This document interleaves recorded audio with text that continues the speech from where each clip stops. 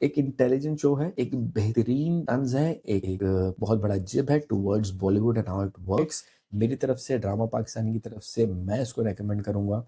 और बहुत से लोग कहते हैं कि यार आप ड्रामा पाकिस्तानी और पाकिस्तानी चैनल हो तो इंडियन शोज को क्यों प्रमोट करते हो? We are all about art. जहां जहां अच्छा आर्ट होगा वहां वहां हम प्रमोट करेंगे।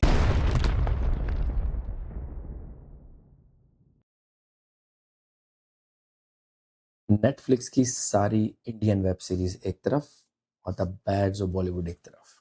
जी हाँ ख़वातीन और हज़रात, अगर आपने द बैड्स ऑफ बॉलीवुड अब तक नहीं देखा तो शायद आपको अपनी नेटफ्लिक्स की मेंबरशिप खत्म कर देनी चाहिए। द बैड्स ऑफ बॉलीवुड एक डायरेक्टोरियल डेब्यूट है आर्यन खान का, और क्या कमाल डायरेक्शन के साथ इस लड़के ने डेब्यू किया है। एक ऐसा शो जो कि शायद मैं इतना हाईली रेट नहीं कर रहा था। मुझे लगा नॉर्मल सा शो होगा, सिंपल सी कहानी होगी, बट जब मैंने पहली एपिसोड देखी तो I was completely blown away. I was blown away by the way that guy has handled the direction. I was blown away by the story line. I was blown away by the acting and the dialogues. एक episode देखी, उसके बाद 7 episodes लगातार देखा चला गया। और आखिर ऐसी क्या खास बात है जिसने मुझे हुक करके रखा और जोड़ के रखा? वो है इसकी कमाल एक्टिंग। लीड डायरेक्टर लक्ष्य ने कमाल एक्टिंग की है, साथ में राघव जोबियाल ने कमाल कॉमिक टाइमिंग्स दी है, अजय तलवार जिसका रोल बॉबी देओल ने निभाया है, उनकी जबरदस्त स्क्रीन प्रेजेंस, और साथ में छोटे छोटे कैमियोज सारे ए लिस्टर स्टार्स के, सलमान खान, आमिर खान, शाहरुख खान, रणबीर कपूर, रणवीर सिंह, और my personal favourite Arshad Warsi जो कि गफूर के कैरेक्टर में आते हैं। उन्होंने शो को 4 चांद लगा दी हैं। कहानी की बात की जाए तो बहुत ही जबरदस्त है, ऊपर नीचे होती रहती है। These two men, Aasmaan Singh he is the lead hero and his friend Parvez. बहुत मजा आता है भाई, बहुत मजा आता है। इनकी कॉमिक टाइमिंग पहले एपिसोड से ही बेहतरीन लगती है, कॉमेडी केमिस्ट्री बेहतरीन लगती है। सहर बग्गा जिसने करिश्मा का रोल किया है, she is pretty, she is nice, she acts well, she looks like a proper heroine. और जो सबसे कमाल बात मुझे लगी इस ड्रामे के अंदर कि यार जिस तरह से इन्होंने कैरेक्टर्स लिए हैं, एक्टर्स लिए हैं, right actor for the right role, ये कमाल बात थी। जहां न्यू कमर्स को रखना था वहां न्यू कमर्स को रखा है, जहां पे सीनियर को रखना था वहां सीनियर को रखना है। स्टोरी और डायरेक्शन है आर्यन खान की, भाई क्या कमाल डायरेक्शन कर गया है लड़का। You can not imagine Aryan Khan direction would be so up to the mark. I have run out of adjectives to describe his direction. Aryan Khan ने प्रॉमिस किया था टीजर में ही कि जो होगा एक्सपेक्ट नहीं करोगे, और आखिरी एपिसोड में जो होता है वो वाकई में कोई एक्सपेक्ट नहीं कर पा रहा होता है। कुछ लोगों को शायद एंडिंग समझ ना आए, कुछ लोगों को बर्दाश्त हो जाए। मैं तो इस शो को बार बार देख रहा हूँ, इसके सीक्वेंसेस को बार बार देख रहा हूँ, खासतौर पे जो आखिरी का ट्विस्ट आता है आखिरी का, वो देखने के बाद मैं वापस गया हूँ एपिसोड्स पे देखने के लिए कि किस तरह से छोटे छोटे हिंट्स हमें आर्यन खान ने दिए हैं। चलिए शुरू करते हैं स्टोरी से, बट एकदम रिव्यू स्टाइल में, not boring step by step recap. तो कहानी स्टार्ट होती है एक स्टंट सीन से। एक स्टंट मैन एक्सीडेंट कर लेता है और सब पैनिक में है। तब एंट्री होती है हमारे हीरो आसमान की, जो सेब खाते खाते कैजुअली कहता है मैं कर लूंगा, और वही स्टंट उसको स्टार बना देता है और बॉक्स ऑफिस पर धमाका कर देता है। लेकिन असल ड्रामा फिल्म के बाद स्टार्ट होता है, जब मीडिया उसको बकवास एक्टर बोलती है और उसका कैरियर एकदम ऊपर नीचे होता है। साथ में उसके दोस्त परवेज की कॉमेडी, मैनेजर सानिया का कांस्टेंट टेंशन, और चाचा अवतार का over the top singing passion जो शो को फन बनाते हैं। और फिर एंटर होते हैं बॉलीवुड के बड़े प्लेयर्स। फ्रेडी सोडावाला, एक रुथलेस प्रोड्यूसर जो स्टार्स बनाता भी है और उन्हें तोड़ता भी। अजय तलवार, एक सुपरस्टार, और उसकी बेटी करिश्मा जो नेपोटिज्म की टेक्स्ट बुक एग्जाम्पल है। प्लस मीडिया, क्रिटिक्स और अंडरवर्ल्ड के अपने कॉन्टेक्ट्स। तो यहाँ से एक रोलर कोस्टर बन जाता है, जहाँ आसमान एक तरफ स्टार्डम चेस करता है और दूसरी तरफ फैमिली को बैलेंस करने की कोशिश करता है।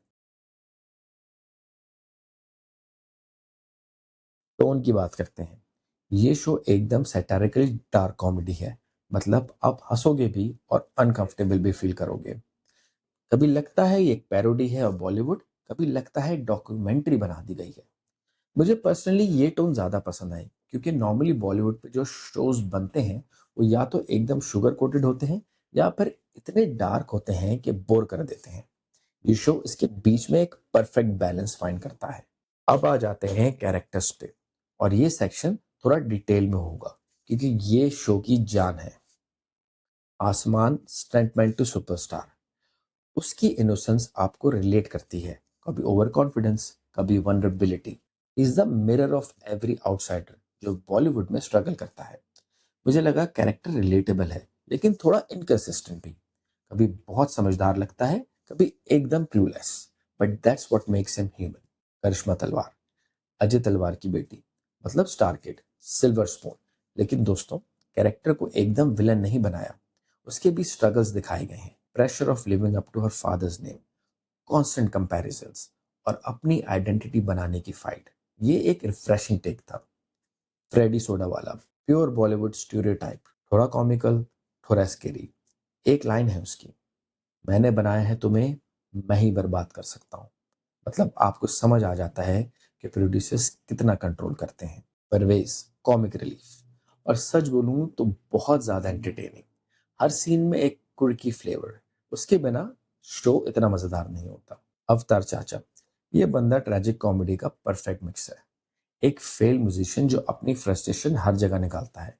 उसकी एक लाइन मुझे बहुत याद रह गई, 20 साल से मैं गाने बना रहा हूं पर कोई सुनता नहीं है। ये दर्द एक क्रिएटिव इंसान सुन सकता है। नीता, आसमान की माँ, उसके डायलॉग्स बहुत ग्राउंडेड है, और वो कॉन्स्टेंटली आसमान को रिमाइंड करती है कि इज्जत दोगे तो इज्जत मिलेगी। Writing, dialogues and direction, writing honestly show की स्ट्रॉन्गेस्ट चीज है। डायलॉग्स एकदम शार्प, विटी, और एकदम WhatsApp status material. For example, critics ने फिल्म को पिचकारी बोला, और आसमान का गुस्सा देखकर लगा कि बंदा सच में फ्रस्ट्रेटेड है। डायरेक्शन वाइज शो स्टाइलिश है, लेकिन थोड़ा अनइवन।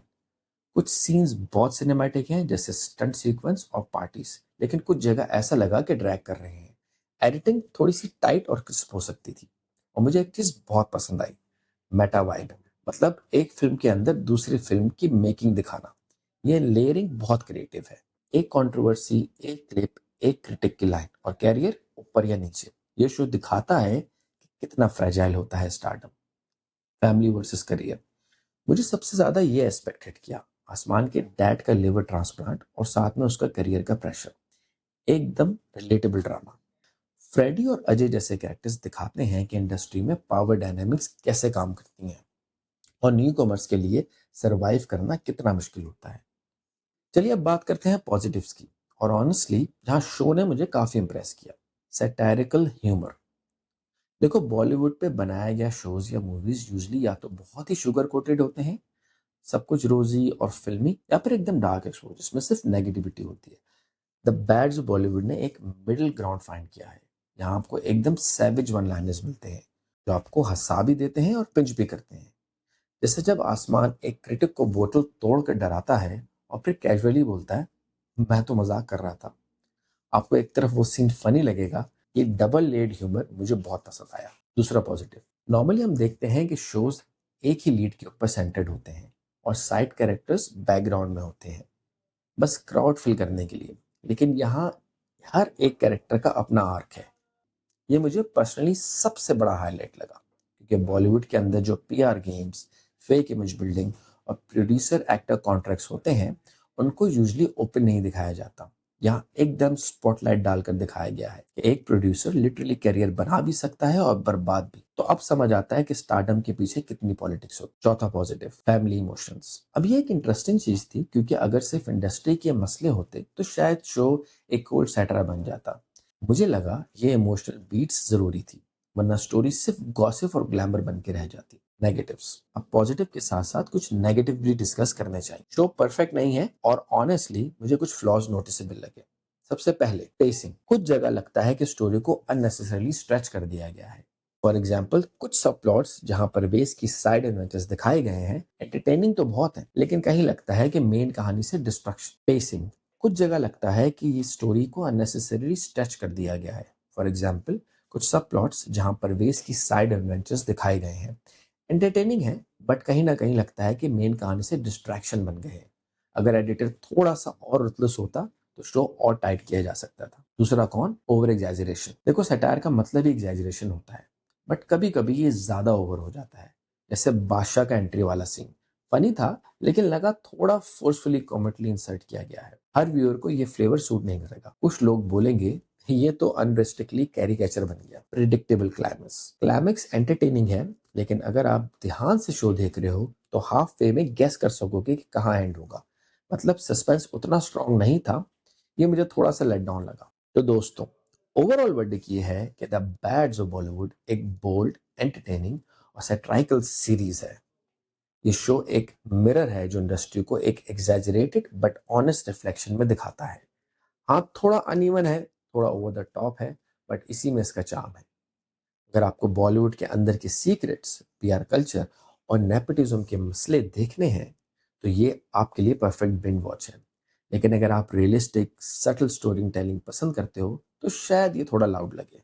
मेरी तरफ से रेटिंग 3.5 आउट ऑफ 5। एक एंटरटेनिंग वॉच जो फ्लॉस के बावजूद अपना पॉइंट क्लियर डिलीवर करता है। बस दोस्तों, ये था मेरा detail review the bads of Bollywood का। अब आपकी बारी। मुझे कमेंट्स में बताओ, आपको नेपोटिज्म वर्सेस आउटसाइडर का डिबेट कैसा लगा है। क्या आप आसमान की साइड थे जो एक स्ट्रगलर है, या करिश्मा की साइड पे जो इनसाइडर है जिसका अपना प्रेशर है। वीडियो पसंद आए तो लाइक और शेयर जरूर करना, और चैनल को सब्सक्राइब करना ना भूलना, क्योंकि आगे भी और रिव्यूज आने वाले हैं। ड्रामा, मूवीज और शो जो आपको एक्साइट कर देंगे। अगली दफा हम लेकर आएंगे एक और धमाकेदार रिव्यू। तब तक के लिए मैं हूं फराज, और आप देख रहे हैं ड्रामा पाकिस्तानी। अल्लाह हाफिज।